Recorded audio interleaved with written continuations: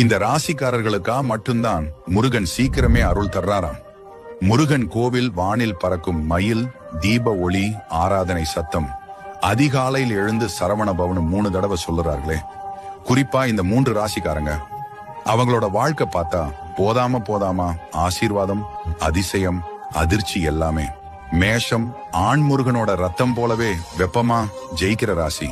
சிம்மம் சூரியனோட ராசி, ஆனா முருகன் இவங்களுக்கு சூப்பர் கூலிங் குரு. தனுசு செஞ்சதெல்லாம் செக்கச்சக்க வெற்றி. இந்த 3 ராசிக்காரங்க முருகனை பார்த்தாலே கேட்கறதுக்கு முன்னாடியே ஆசை நிஜமாவே நடக்குது. ஆனா ஒரு சின்ன ட்விஸ்ட் இருக்கு.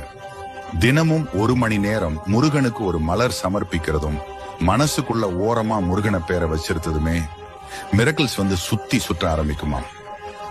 நீங்களும் இந்த ராசியில சேர்ந்திருக்கீங்கன்னா இது ஜஸ்ட் ஒரு சின்ன ரிமைண்டர். முருகன் உங்க கதை இன்னும் எழுதிக்கிட்டே தான் இருக்காரு. இதே மாதிரி எந்த ராசிக்காரங்க எந்த தெய்வத்தோட ஒத்து போகிறார்கள் என்று உங்களுக்கு தெரியுமா? அப்போ உங்க ராசியை கமெண்ட் பாக்ஸ்ல கமெண்ட் பண்ணுங்க. மறக்காம நம்ம சேனலை சப்ஸ்கிரைப் பண்ணிக்கோங்க, ஃபாலோ பண்ணிக்கோங்க. உங்க நான் அடுத்த